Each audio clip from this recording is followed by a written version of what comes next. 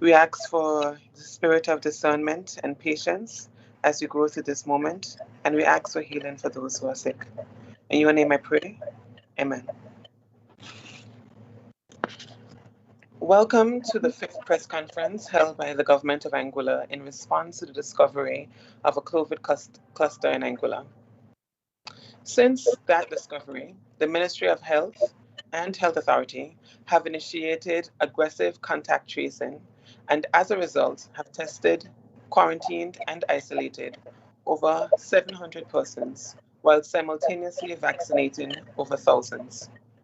In addition to this, the government of Anguilla introduced mandatory masking, prohibited measures including prohibited public gatherings, closed ports to incoming traffic, and closed non-essential business places. I'll now hand over to the Premier, Minister of Health, to speak about those new regulations.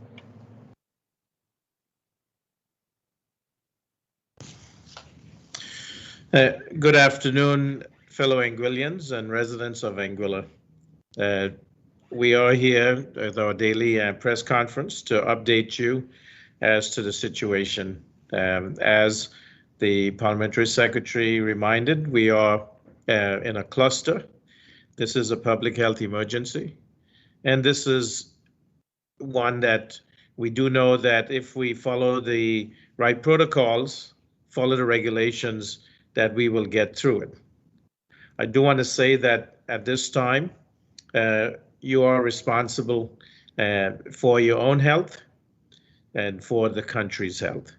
And then that we cannot stress that enough, that we have to care about our brothers and our sisters, our neighbors, that we stay at home, that we follow the hygiene principles that have been working for us, the social and physical distancing, and we look out for each other. That is what is important.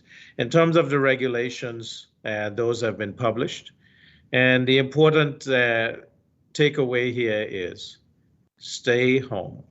Unless you're an essential service and you need to go out to take care of people, whether you work in healthcare, pharmacy, you work in the supermarkets, stay home.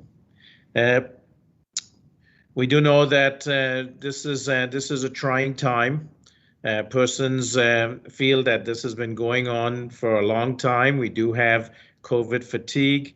The important thing is here, if we stay focused, if we follow the protocols, we can get past this, and we will get through it. And we want to get to the COVID exit plan, which was previously laid out.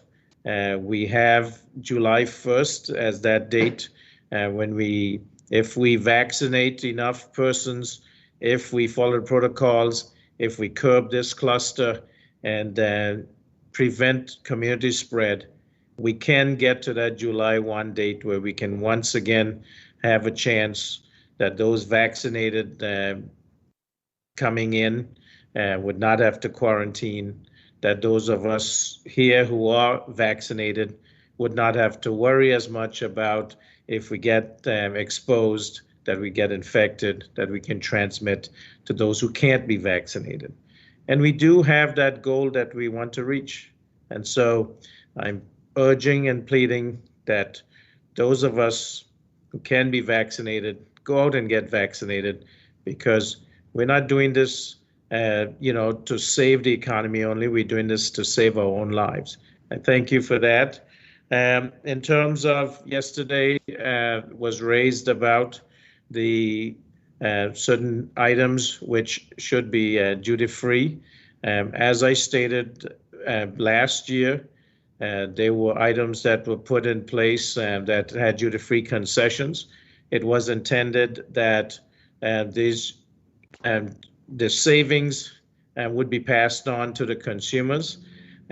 Some of the supermarkets and other entities did that with passing on the savings and not raising their prices above the 40%,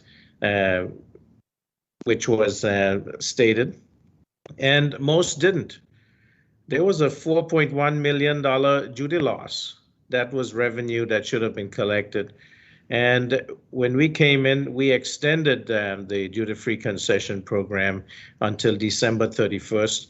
And then we had the supply officer go in and check the different stores, looking at items that were supposed to be where the price would be controlled, and found that in most cases that the price was elevated past the 40% profit, which was the guideline. And so we felt that we could not continue to extend that program. We were able to then say we could take some of that money, which would be gathered in customs, and pass it on in other ways to those who are most vulnerable, whether through social welfare or through social development. And, it was disheartening to see there was a post yesterday saying that the government raised taxes on hand sanitizer and napkins and other items by 15 to 25%. That was not the case. It's that when the duty-free concessions were allowed to expire, that they went back to duties. And the feeling was we were basically had given up $4.1 million between April and December of 2020. And that should have been passed on, and most of it was not. And so we are now looking at that again as to looking at the items that we can grant duty-free concessions on. But this has to be policed, and it will be if we do get it passed through Executive Council and in the House, that these, because there would be a financial loss implications, it has to go to the House. And the plan would be that if this passes, that it would be enforced very strictly. In terms of the regulations, and the Royal Anguilla Police Force is out making sure that these regulations are enforced, as was stated by Her Excellency the Governor. The United Kingdom government has said that any additional financial implications for enforcement that would be covered, and we thank the governor, the governor's office, and the UK government for that. Border Patrol will continue and will be revved up, and there will be boats on the water. There will be patrolling of the shorelines and the coastlines to make sure that there's no illegal entry. And we are asking Anguillians everywhere to be vigilant and to be the eyes and ears, so that because we see the detriment that has happened to Anguilla because of this situation, where it just takes one person being positive and getting out in the community, and this can shut down a whole country. And that is what we've been trying to avoid for over a year. The health team has done a magnificent job, first of keeping us safe and protected, and now of testing, contact tracing, isolating, quarantining, so that we can try to control this. So I am, pleading to the people of Anguilla, let's do this for each other, and let's keep this country on the right track. Thank you. I will now turn back over to the Parliamentary Secretary. Thank you, Premier, for that update. We'll now move to the Chief Medical Officer, Dr. Aisha Andrean, for the COVID-19 cluster update. Good afternoon. Since our last meeting, we reported 55 cases. We're up to 60 cases this evening as of 3 p.m. Just note, one result came in after the press conference yesterday, so one is from yesterday, and then 4 additional positives this morning. However, those were 4 members of the same household, 2 adults and 2 children. The household has been under quarantine/isolation since last Friday.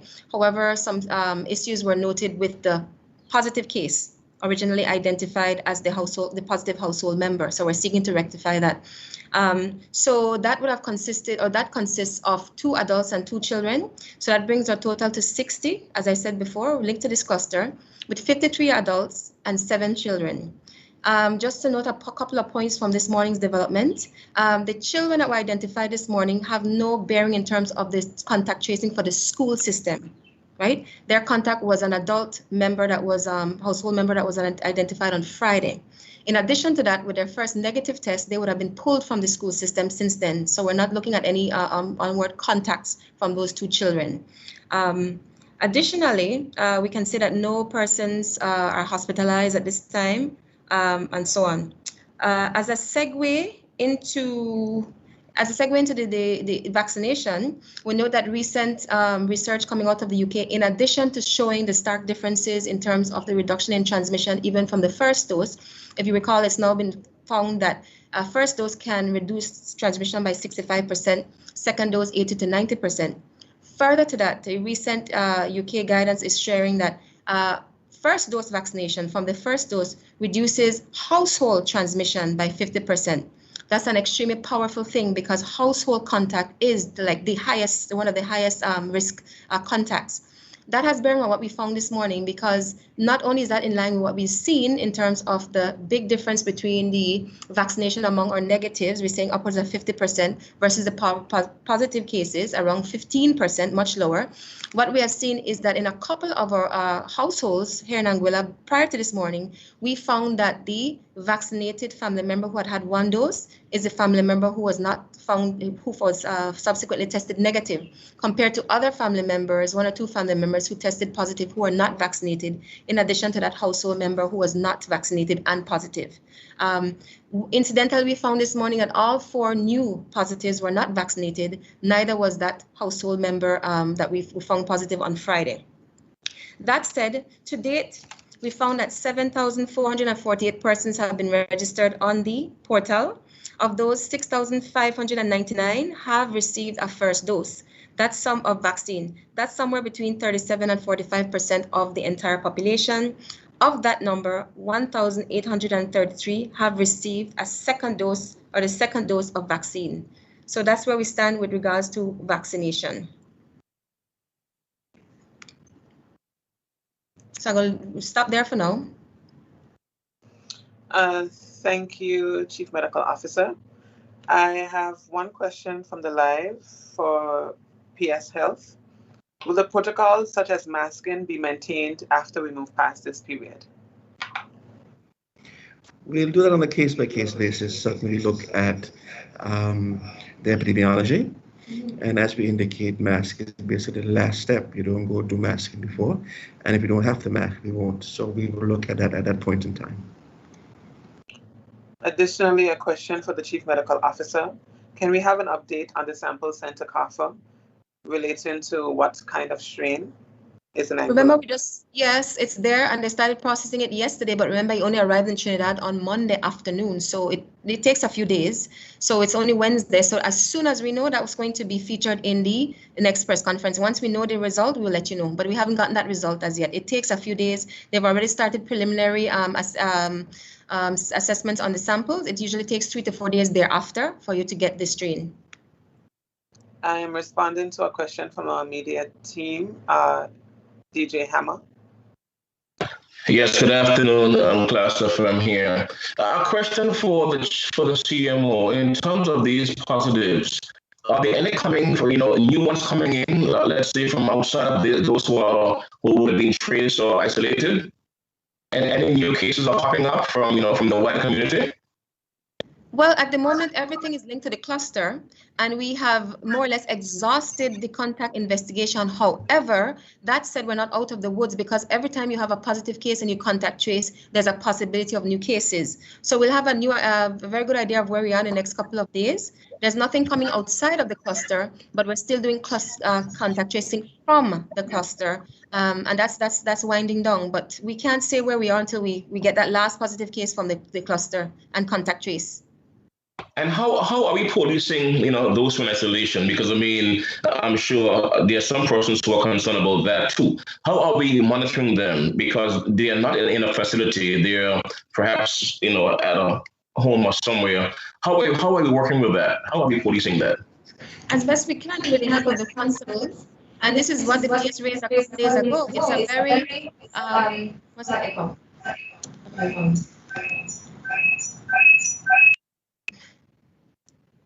Yes, as I was saying, and that's what we said before. That's what makes this such a precarious situation, and that's why the general restriction of movements. It is not a nice control situation, like when you have a house assessment and you have guests coming in or repatriated persons coming in. It's not. We have advised and instructed persons on what they need to do. There's a lot that will depend on human behavior, which is always very dicey and much less easy to control.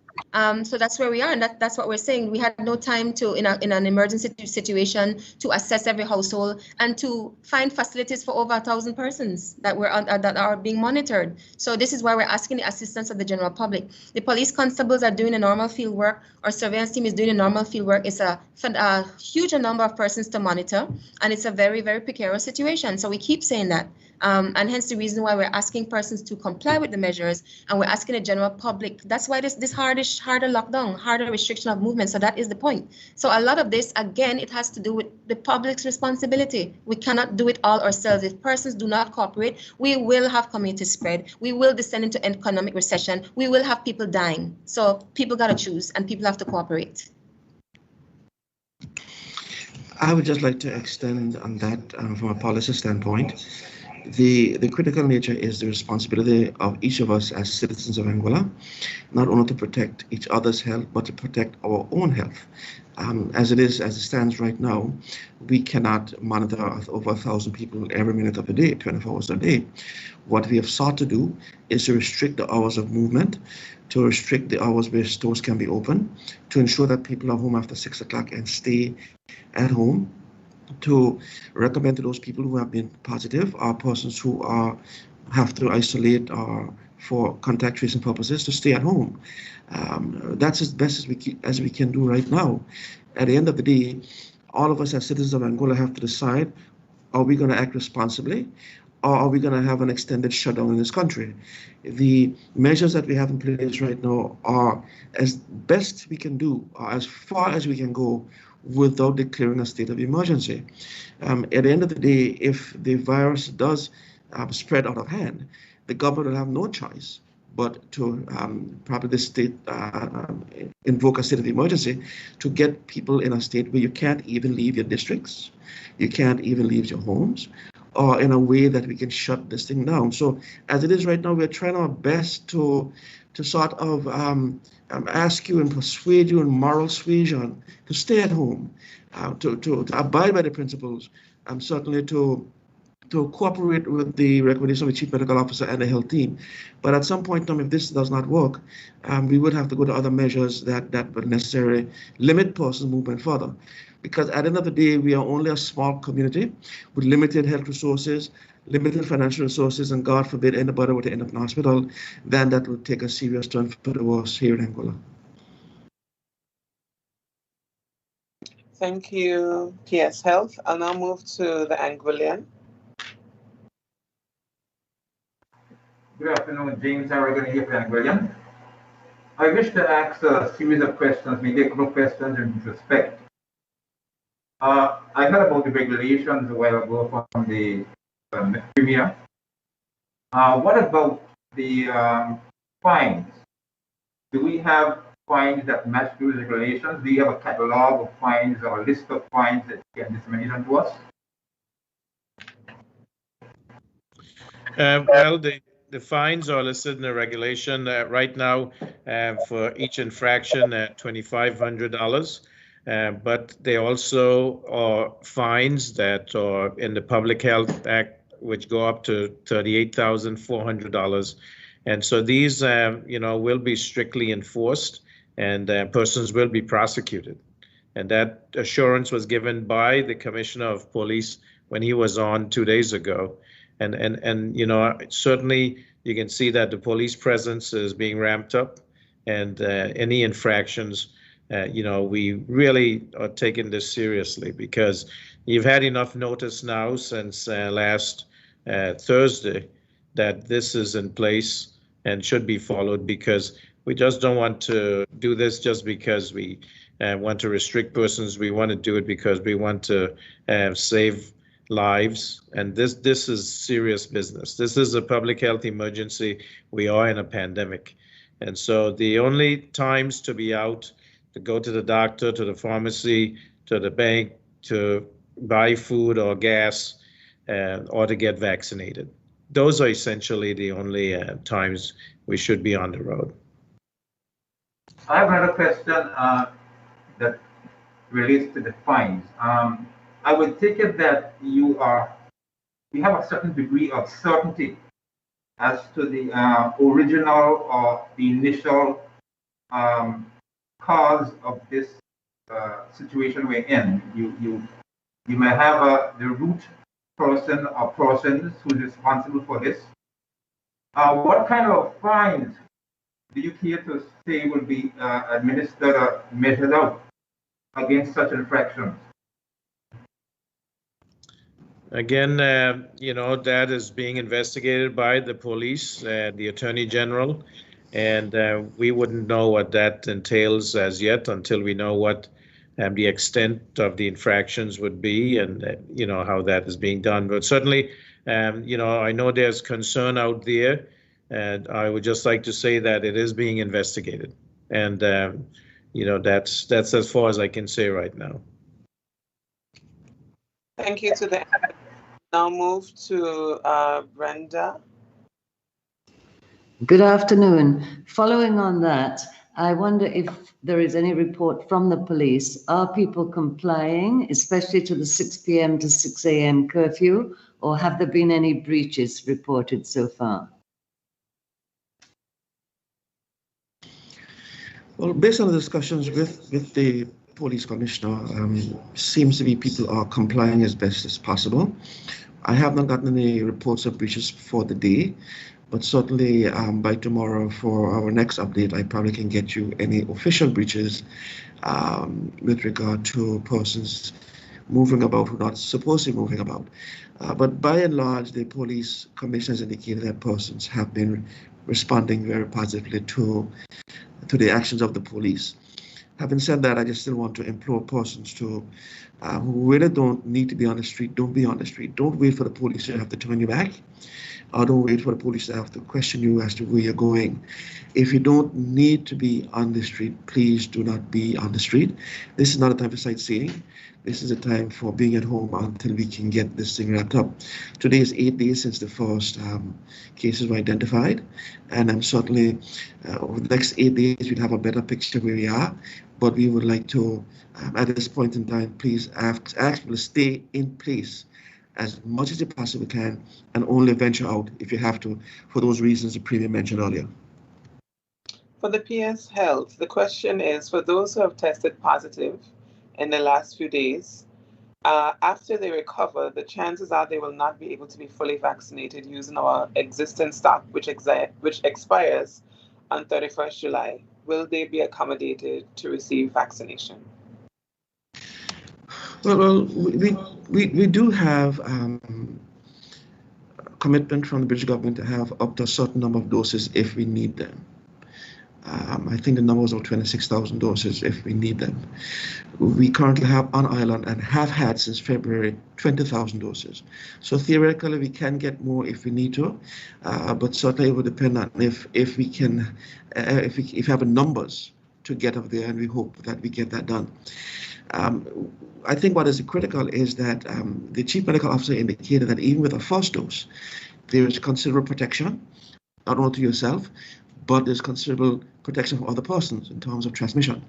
So even if it's not possible to get 2 doses before the end of the July 31st, it's very critical that once people clear the virus, once they are feeling well enough, at least get the first dose, and we can look at getting second doses after. Premier, you would have mentioned earlier about establishments not passing on the savings to consumers. There was a question about enforcement, and why was that not done? That's a good question. The regulation stated that a supply officer was supposed to go and investigate to determine if the prices were in conformity with the policy of no more than a 40% profit margin. There was some hiccups in terms of getting a supply officer in place, and that's what led to that. Once we were able to get that done. Then the investigation was done and the findings were brought to our attention. Is there any fine for not masking in a public area? Yes, $2,500 in the first instance, and that can be multiplied based on the number of infractions. I'll now move to DJ Hammer. I believe that you just put your hand up. A question for Dr. Webster, Minister of Finance. Dr. Webster, you spoke earlier about price gouging, and you just touched it again there in that last question that came from online. We would have heard and would have realized that the prices in America, our source market for goods, have been increasing steadily. Have that been factored into this whole thing, though? Because you mentioned savings not being passed on and the price still remaining high. Have that been factored into the mix? Yes, that's a good question. And as the business persons know, that CIF value, which is used by customs to determine what the duties are going to be, the IGT, etc., that number, they have access to that information in their computers. And so when they go to the store, because the supply officer is usually the controller of customs or whoever they designate, when they go to the store, they use that information which they have, which was used to, based on the price, the insurance, the freight, all that information they have access to when they determine what the prices are at the store and then compare it. And so even though if the prices go up in the States, that will be reflected in the CIF value that they have access to here in Anguilla. CMO, the question is one of clarity. You mentioned earlier about a family who would have tested positive. The question is, were they tested initially and showed negative, then tested again and subsequently resulted in a positive result, or was this their first test? Yes, exactly what we said. They were tested on Friday when the household contact was identified, and subsequently a couple of them developed symptoms, and we learned that the isolation precautions were not 100% met. So this has been the challenge. So they had a negative test on Friday and they have tested positive today, but there were issues with the isolation of the case. Samo, another question for you is whether or not there should be a wait period between testing positive and receiving your first vaccine if you have not yet vaccinated. If you have tested positive, the advice is let's say a part of this cluster you've tested positive. The advice is you wait until you recover from the infection. That's usually around 4 weeks. And then you go straight into vaccination. So once you've cleared infection, you can go ahead with your vaccination. The reason being, not because the vaccine is less effective, the reason being that once you have tested positive, you don't want to confuse any symptoms of the infection with vaccine reaction. So that's the reason for that. Okay, thank you. I believe I covered all of the questions on the live. I'll ask the media team. And of course, obviously, it stands to reason that if you're testing positive, you're isolated. You're not going to be out getting a vaccine if you've been identified as a positive case. Right. So, members of the press, do you have any additional questions? One more, Foster Rogers. So, in terms of the protocol, in terms of the restrictions, and maybe Minister of Finance, I'm not sure who will take it. For some persons today in particular here at the station, persons were concerned about accessing hardware supplies while they're home. For example, in the home, if you break a tap, you break a lock, you break something, you can't get it because the stores are being closed out. Your reaction to those type of comments, sirs, one of you? Yeah, certainly these things would happen. There's always a risk of breaking a tap, for breaking or whatever. This happens on a household basis every day. But we can't make policy based on what might happen. We have to make policy based on the movement of people.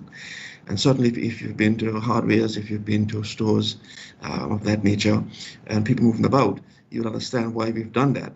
Additionally, we have indicated the construction industry is closed currently because we have had some positive cases in the construction industry. People moving about in hardware stores, people moving about in different areas like that. So that's one of the reasons why that had to be closed down. If certainly if there's an emergency that somebody needs to do something at home, we have to find a way around stuff. We are very ingenious people in Anguilla. I mean, at the end of the day, this is just for the next 10 days. Let's see if we can work through this and get things done properly.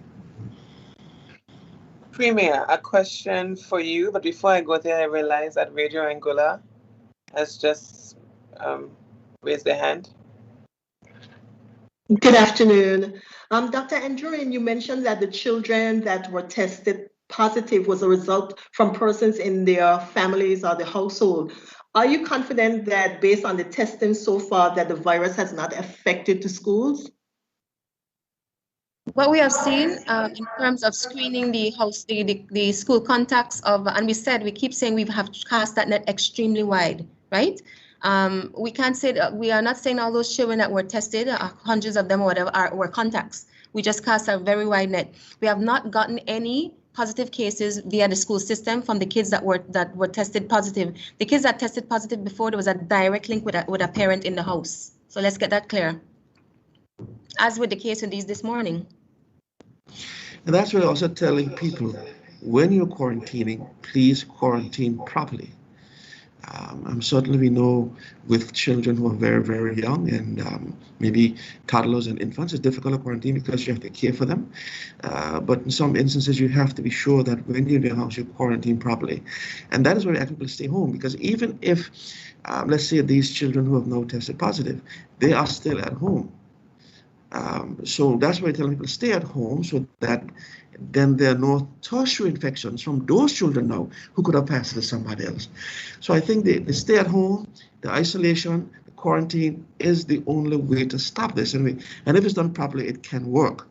But we're also getting some reports that there may be some people who may have symptoms or who may think they're sick, but they're not reporting to the health services. They're not reporting to the health authority or to the hospital or to the Ministry of Health because they're afraid they're going to be quarantined, they're going to be locked up for 2 weeks, they're not be able to work and these type of things.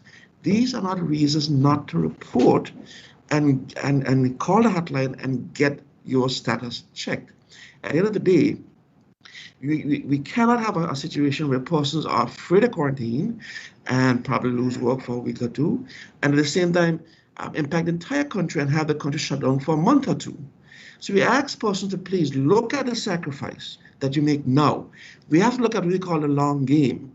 We have to ensure we have our eyes on the long game, not the short-term measures of being put in the house 2 weeks. If you feel you're positive, if you feel you've been exposed, if you have the symptoms, please call the hotline, please call the hospital, or please call the Ministry of Health to get the proper information so you can get tested, so you can be quarantined or isolated if necessary. This is a critical message I need to get out to people. It is not enough to feel that you're going to be quarantined so you don't want to do it, or because you're going to lose work for 2 weeks because you don't want to do it. It is necessary to get this thing stopped in the tracks, because if it is not stopped in the tracks, I can guarantee you, then you'll be out of work for more than 2 weeks. Premier, there's a question on whether or not there's a number to call to report price gouging.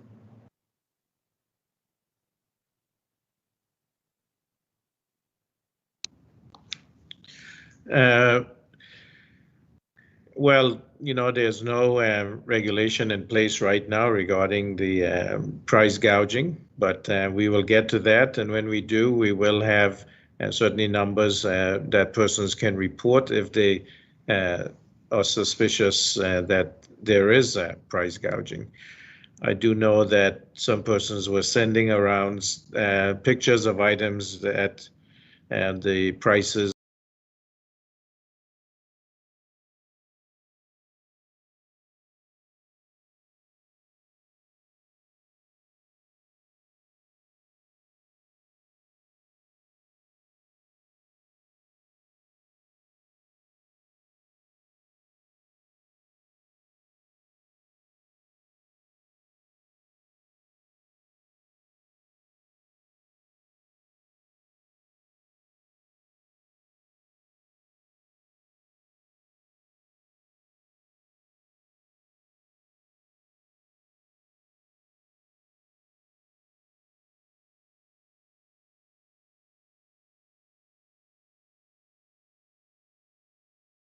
date is, that the incubation period is anywhere between 2 to 14 days. And once we found that there was a positive case, we wanted to take that 2 weeks to reset, to pause, have people stay at home to curb the chance that the virus can pass from one person to the next.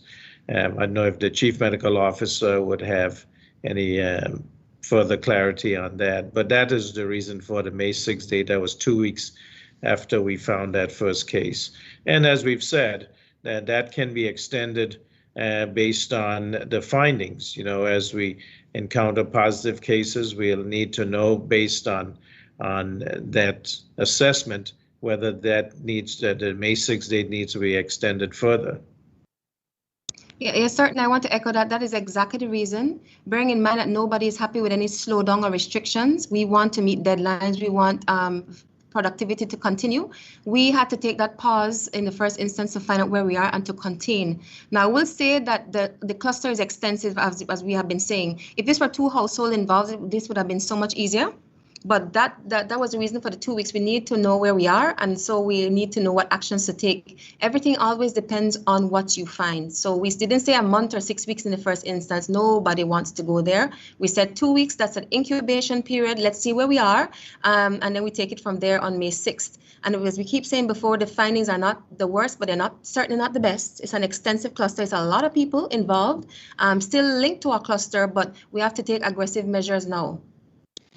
The other reason as well is a constitutional reason, is a legal reason. You have to do stuff in a measured way. When you have facts before you, you do stuff based on the facts. You cannot simply put in a restriction of movement for a month or 2 months if you don't know the facts.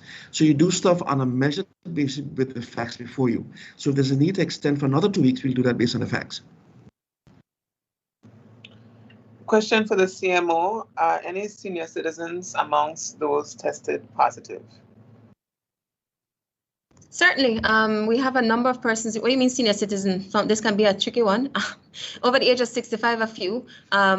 So far, we've kept it just adult and child, but we can have that breakdown for you next time. But so far, no one's hospitalized, knock on wood, and vaccination is emerging as something good in terms of what we're seeing, the so-called contacts that have been exposed. You're seeing many more persons. 50% of persons who are testing negative have had at least one first dose of a vaccine, compared to around 14-15% of the persons that are testing positive.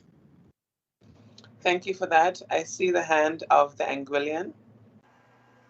Thank you very much, Mr. Mary. Don't Mary, sorry. In terms of the churches, God forbid that this shutdown of this pause will be on 2 weeks or maybe 6.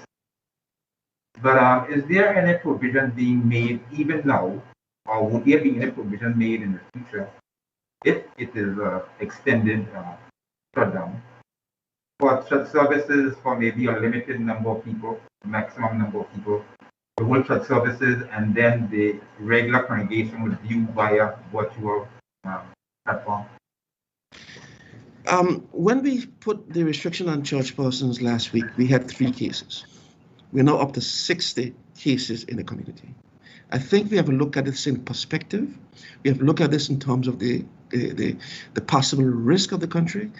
At this point in time, there will be, we'll look at it again at the 6th of May, but I can tell you, more than likely, church will have to go on probably virtual for a while. For instance, in the States, most of the churches in the States have been going virtual for almost a year. So we have to understand that this is an existential threat to the people of Anguilla. We have to understand that we must take these sacrifices now to ensure that by June, July, if we do this properly, we can come out and have church again. But at this point in time, we're going to be looking at the numbers, looking at epidemiology to ensure that we make the right decisions. There is a question about returning Anguillian students. Will they be accommodated? Are we minded to accommodate them, and if so, when?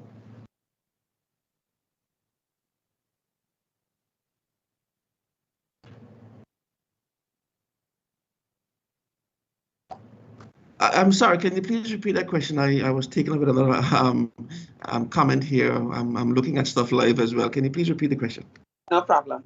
So the question is about returning Anguillian students. Will we accommodate them? And if so, when will we be minded to do that? Just like last time, it took a while for us to accommodate returning students and returning residents once we had a grip on what was happening. So I really won't answer that right now, but what I can say is ask persons to stay in place, and we will make the decisions when the information is available to us to make decisions like that. DJ Hammer, your hand is up, but I'm not too sure if you put it down since the last question. Yes, I'm here with a question for the PS Rogers. A question, so do we have sufficient testing kits if the process was to be extended, contact tracing, etc.? Do we have enough kits? That's one question for you. And another question is those long lines that we have seen at at one of the telecoms companies in the last couple of days. How's that being dealt with? Yes, we do have enough tests. I wouldn't worry too much about the tests at all. We do have testing capacity. With regard to the person at the telecom lines, telecoms have been closed. There was an issue this morning, but we dealt with that. Telecoms have been closed for the specific reason that I think at this point in time, we do need to have enough people, as many people off the road as possible. So telecoms have been closed for retail purposes.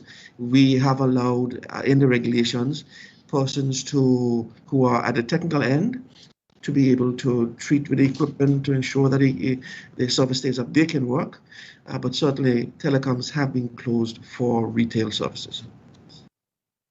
And one more question, please. This is coming from one of our listeners here, understanding that people who may have tested positive and may be reluctant to come forward because of the difficulty in functioning daily, does government have a safety net in place to help them? For example, to someone to shop for them? That's one question. Another one from a hotelier here is ask if vaccinations are mandatory for visitors to come to Anguilla. What happens for those persons who cannot be vaccinated for health reasons, but have always come to Anguilla over the years? With regard to the question about vaccinations, those persons who cannot vaccinate, when we do open the borders, we'll have to quarantine. It's as simple as that. I think that the period is up to, when is it, August? I can't recall exactly, but there'll be a transition period. Additionally, we in Angola need to get our numbers up. That is the protective measure. The protective measure is not whether somebody comes in, whether they're vaccinated or not. The protective measure is whether enough of us in Angola are vaccinated to ensure that we cover those persons in Angola who cannot be vaccinated. And that is what we call the immunity issues and the herd immunity issues and the community immunity issues, so that we in Angola need to be covered. That is what we're stressing. We are stressing coverage in Angola to ensure that when persons come in who are vaccinated, and persons who can't vaccinate, because children at this point can't vaccinate. So we want to ensure that persons understand that it is coverage in Anguilla that will protect us. That is the measure that we try to get up to. I'll just answer with regard to the support for persons under quarantine. Remember, we've been doing this for many, many months now. That is part of the assessment. Persons are asked to identify who will be dropping off food and so on and so forth. So that's nothing new to this this cluster situation. So that's one of the provisos that has to be met. And if not, then we pass it on to somebody from social development. But so far, to my knowledge, that hasn't happened in this case. But that's the usual process, part of the process for quarantine and isolation.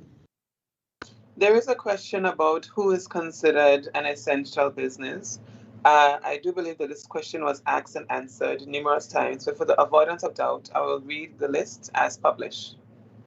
The Health Authority, pharmacies and suppliers of oxygen, residential care facilities, private and public, the Royal Anguilla Police Force and Anguilla Fire and Rescue Services, Her Majesty's Prison and the Zeneda Haven Residential Center, Ministry of Health, Disaster Management, Governor's Office and the Attorney General's Chamber, Immigration, Customs, Government Waste Disposal and Sanitation Services, mortuaries, security companies, water corporation, electricity companies, telecommunication companies, radio, general post office, private healthcare facilities, the House of Assembly, grocery stores or wholesale food and drink suppliers, restaurants and bakeries, gas stations, private suppliers of water, private commercial cleaning companies, commercial banks and money services,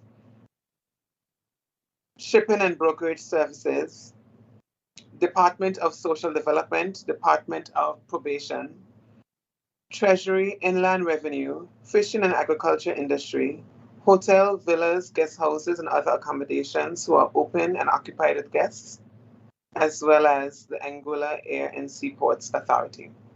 I'll now move on to a question from the Anguillian. Thanks again, James Harrigan here. A question for the Premier.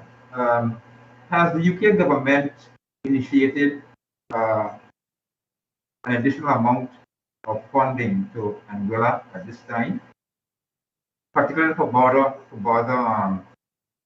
protection, and how much?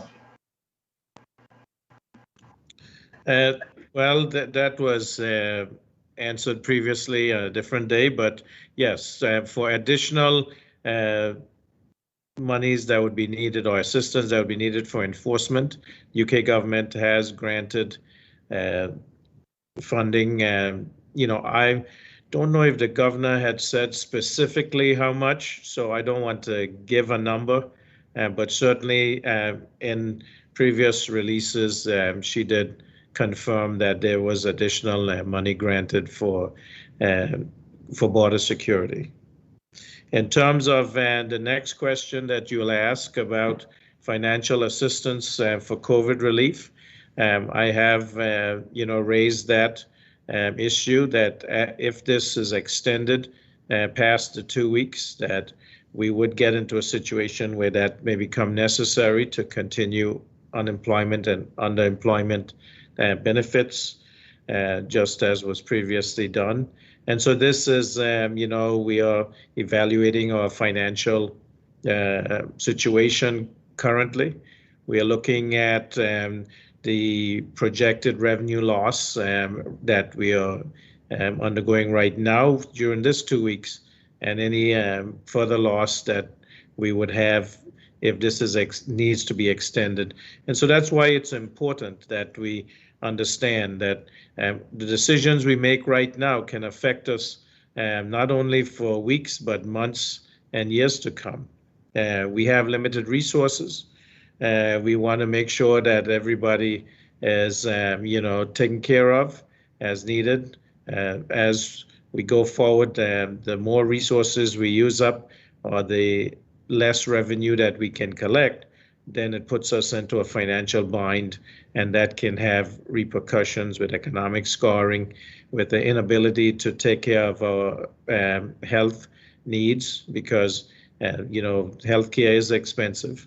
And as we go forward, we need to take this into consideration. So that's why I reiterate, stay home and let's protect our own health and protect that of our neighbors. And thank you. Pierre, your hand is up. Yes, if I can just add, Premier, the UK government has given us phenomenal support. We have gotten support since the beginning of this pandemic, since last year. All of our testing equipment has been free. All of our test supplies have been free. We have gotten persons in terms of technical staff, which they're paying for. We've gotten Cuban Brigade that was here and then extended. We've gotten vaccines free that people can even buy on an open market. We get technical assistance from them every day. We have a direct hotline to Public Health England, where the Chief Medical Officer and the team there can speak almost 24 hours a day to get advice and to get stuff. We have gotten funds in terms of the border control. We have gotten funds to take care of our special constables for many, many months. So the assistance from the British government has been phenomenal. I must say that it's time for us as Anguilla now to take us some of our responsibility. We've had the vaccine here since the first week in February. At the rate we were going in initial vaccinations, we could have vaccinated close to 10,000 people by now. So I think at the end of the day, we have to put things in perspective and not only look at what monies the British can give us now in terms of helping us secure the borders and so forth, but what money they've given us over the last few months to assist us in getting back to a level of normalcy, to assist us in opening the borders. And the exit strategy we had that was approved in Council a few weeks ago, in that strategy, we determined that by 1st of July, we'd be in a certain place to be able to open up even more than we've opened up since last November. So I don't want us to feel that we are now looking to the British for help and that they're not helping enough, and we need this and we need that. They have been helping at a phenomenal rate, and I think we as Anguillans have to realize that we have to step up to the plate and do our part. The question has been asked, and it was answered numerous times before, about mixing of vaccines. The answer is no. You cannot mix your Pfizer, AstraZeneca, Moderna, and anything else that you may have had before. If you had a first dose with one vaccine, you have to get a second dose with that same vaccine. We have 3 questions before we close. The Anguillian, then Clan, followed by DJ Hammer. I'll just move the extra question concerning border security again. Last year when we had a shutdown, there was a very stringent regiment of border security. We witnessed planes flying overhead every other hour or so, and there was a tight clamp on our borders. Somewhere along the line, that security was more or less relaxed. Now that border security is back in place, how long after the 6th of May do you foresee border security being retained?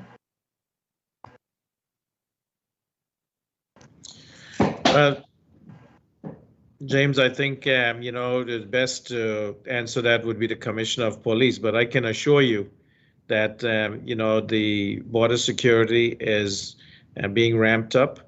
One of the issues, of course, that allowed some relaxing was the resources. It takes a lot of money. I think it was like $800 and something thousand a month to keep Operation Iron Dome in place. We have to be responsible as Anguillians, to make sure that when we see any type of breaches, illegal activity, that we report it so that the police can respond.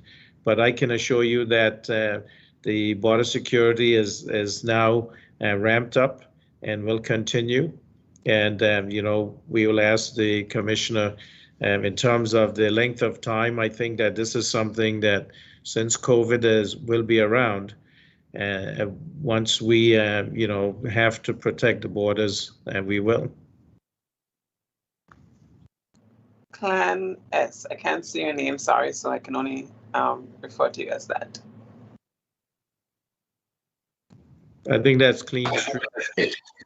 Oh. All right, DJ Hammer, Class FM.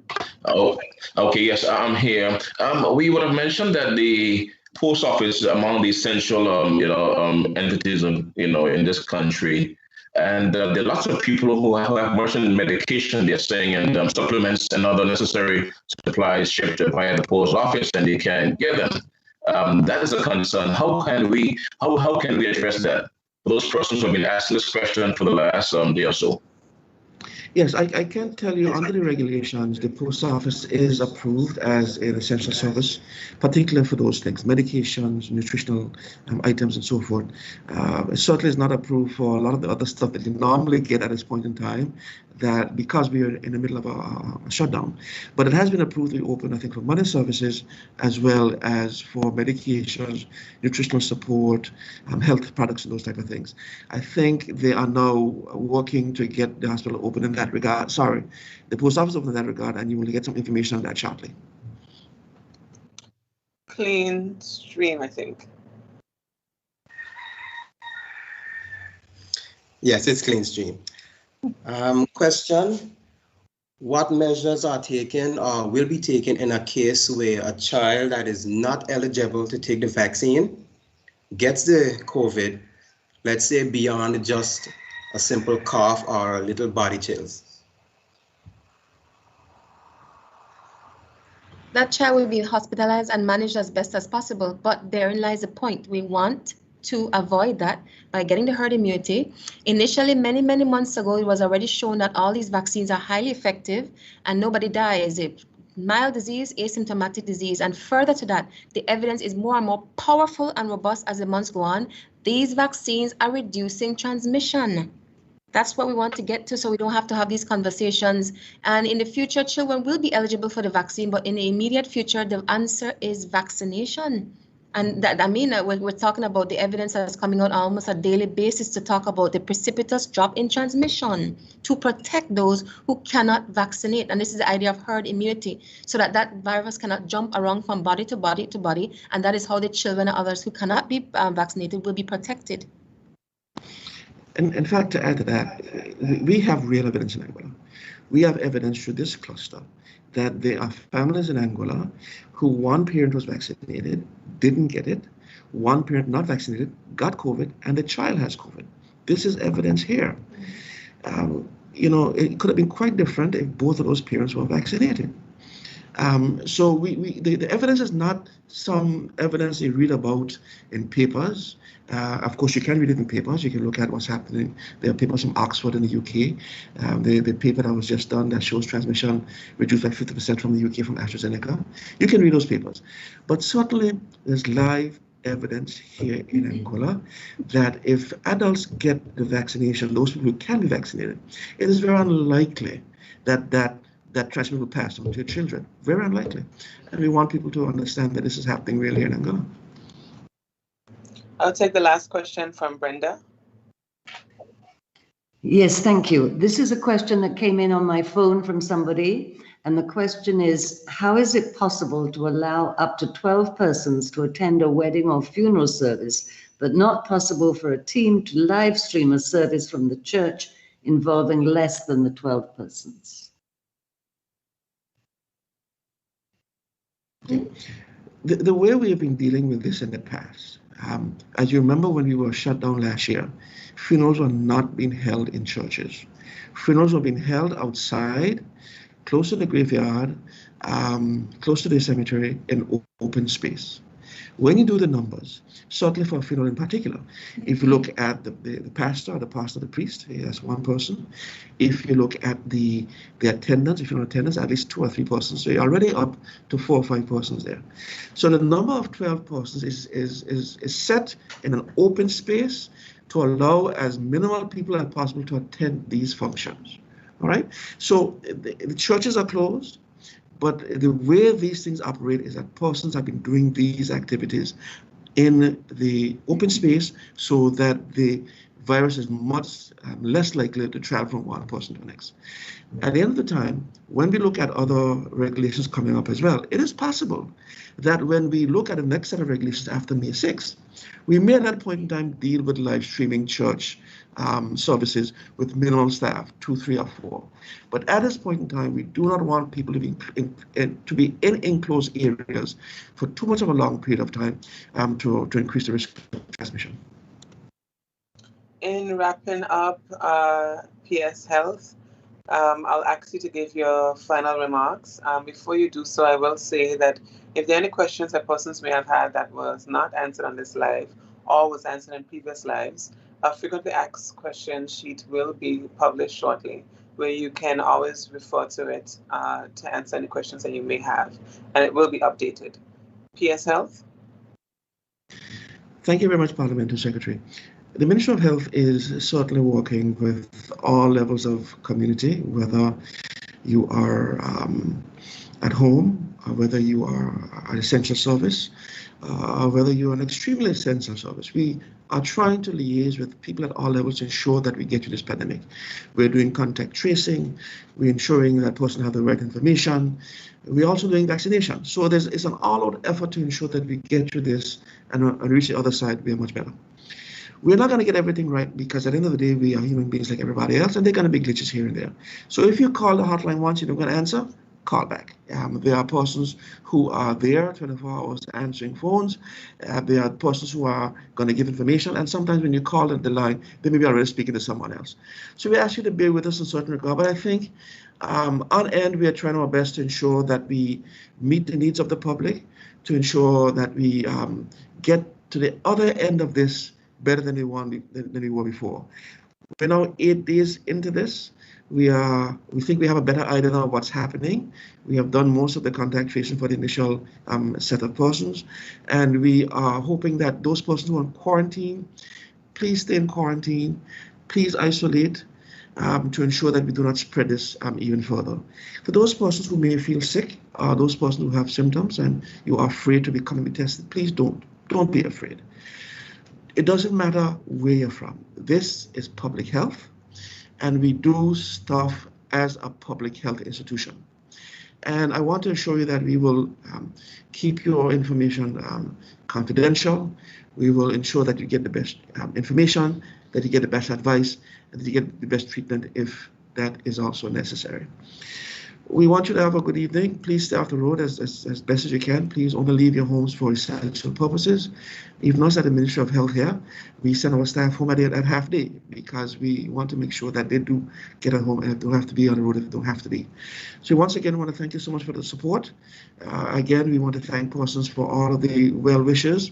We did get some boosters yesterday from the private sector. I think it was a juice bar that sent us, I think, 80 boosters to members of the health team, both here at the ministry and at our hospital. I want to thank you so much for the support you've been giving us. And I know the Premier mentioned about the honking of horns the other night. That was very touching, very emotional for us. But we want to thank you as well for your support through this difficult time. Thank you, PS Health, and definitely thank you to the Juice Bar for their kind contributions. As you would have mentioned, the key to this is vaccination, and I will now turn it over to Premier and Minister of Health, Dr. Webster, for his closing remarks. I too want to, say what an invaluable contribution is being made by the health team, the Chief Medical Officer, Permanent Secretary, Ministry of Health, the Health Authority of Anguilla, the police, the special constables, and surveillance team, the monitoring teams, and to get us here where we are. And the work of the ones who are doing the testing is it's admirable because they're working tirelessly to check everybody. They've checked over 1,000 persons. We do have the 60 cases, unfortunately, but if they stay home and isolate, if their family members stay home and isolate and quarantine, if all those who have been told by the health team to stay home, certainly you can get a family member from elsewhere to drop food off for you and do the shopping. That would have been set up. I'm asking persons to go out and get vaccinated. And we do know that the risk of any adverse reaction, any side effect is very low. But if you do feel that there is a side effect, if you've been vaccinated, then you can call 235-4357, which is 235-HELP.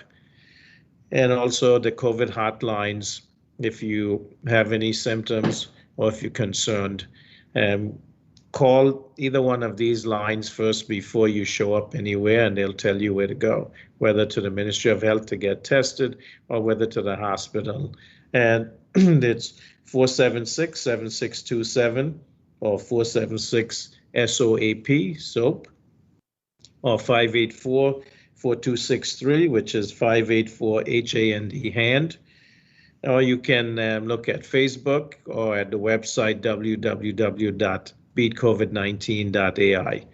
I do hope that these press conferences are informative. You're able to ask questions. Everything's being transparent.